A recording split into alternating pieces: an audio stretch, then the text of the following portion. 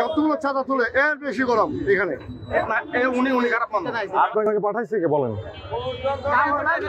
পাঠাইছে কে এটা বলেন? আপনি একাই আসেন, ওনারা নিয়ে আসেন।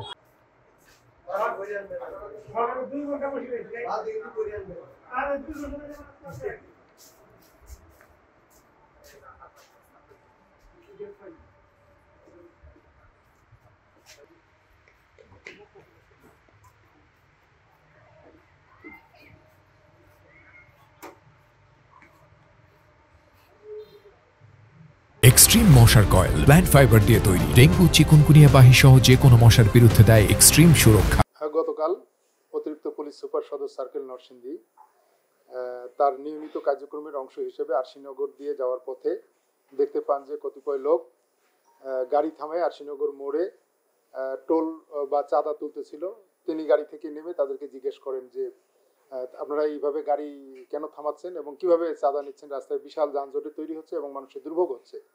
এরই এক পর্যায়ে কথা বলার এক পর্যায়ে কিছু লোকজন এসে একে অতর্কিতভাবে 30 থেকে 40 জন মানুষ এসে তাকে ধাক্কা দেয় এবং তাকে ধস্তাধস্তির এক পর্যায়ে সে আঘাতপ্রাপ্ত হয় এবং নিচে পড়ে যায় এবং একটা উত্তেজনাকর পরিস্থিতি তৈরি হয় এবং সে যখন পড়ে যায় তারপরেও তার উপর তারা আঘাত করে এবং সে মারাত্মকভাবে আহত হয় এবং তাকে হাসপাতালে প্রাথমিক চিকিৎসা নেওয়ার পরে তাকে উন্নত চিকিৎসার জন্য রাজারবাগ পুলিশ হাসপাতালে বিকেলেই প্রেরণ করা হয়েছে।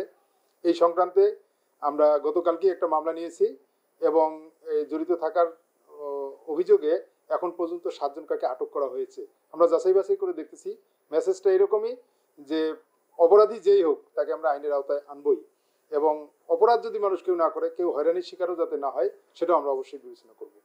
এই ইজারাদার এখান থেকে টোল তোলে এবং পৌর প্রশাসকের সাথেও আমরা কথা বলেছি যে নির্দিষ্ট জায়গা থেকে তাকে এই টোলগুলো তোলার কথা বলা হয়েছে, কিন্তু এইটাই জনগণের একটা বিপত্তি যে রাস্তা থেকে কেন তুলবে এবং এটা আইনেও বাধা আছে যে রাস্তা থেকে যানজট তৈরি করে মানুষের দুর্ভোগ তৈরি করে কোথাও থেকে কিন্তু টোল আদায় করা যাবে না।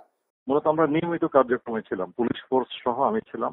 তো যখন আমি তাদেরকে দেখলাম যে তারা বিভিন্ন যানবাহন থামাচ্ছে, থামিয়ে জোরপূর্বক তাদের কাছ থেকে টাকা নিচ্ছে, মানুষের খারাপ ব্যবহার করতেছে, একজনের সাথে দেখলাম যে খুবই উচ্চবাচ্চা করছে। তো আমি যখন এটা দেখে আমি গাড়ি থামালাম, আমি কাছে যে তারা জিজ্ঞেস করলাম যে আপনি এভাবে তো টাকা নিতে পারেন না, জোরপূর্বক আপনি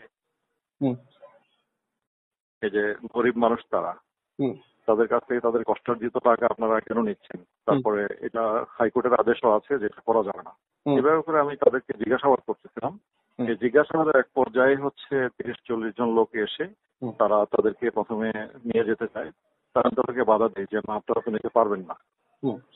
আমি তাদেরকে জিজ্ঞাসাবাদ করছি এবং তারা অবৈধ কার্যক্রমে ছিল, আমি তাদেরকে জিজ্ঞাসাবাদ করছি নিতে পারবে না। এইভাবে 30-40 জন ছিল, তাদেরকে আমি চিনি না, যে তাদের পরিচয় আমি জানি না, কিন্তু তাদের যারা ওখানে এসে কথা বলতেছিল তাদের কথা আমি বুঝতে পারি যে তারা হয়তো এই যারা লোক। তো পরবর্তীতে তারা এসে তাদেরকে নিয়ে যেতে চায় আমার সামনে থেকে। তো এটা একজন শৃঙ্খলা বাহিনী অফিসার হিসেবে এটা তো আমি হতে দিতে পারি না, যেহেতু তারা অবৈধ কার্যকলাপে ছিল। তাদেরকে জোর করে নিতে গেলে আমি তো অবশ্যই বাধা দিব। তো আমি তাদেরকে যথানেমে বাধা দিয়েছি। সেই তার এক পর্যায়ে তারা এই ধস্তাধস্তির এক পর্যায়ে তারা হচ্ছে আমাকে একটা প্রচন্ড ঘুষি আমি আমার বুকে, তারপর আমার লাঠি দিয়ে আমাকে ফেলে দেওয়া হয়। ফেলে দেওয়ার পর মাটিতে যখন আমি পড়ে যাই, আমার এতটুকু মনে আছে যে আমাকে পায়ের গোড়ালি দিয়ে আমাকে আঘাত করা হচ্ছে।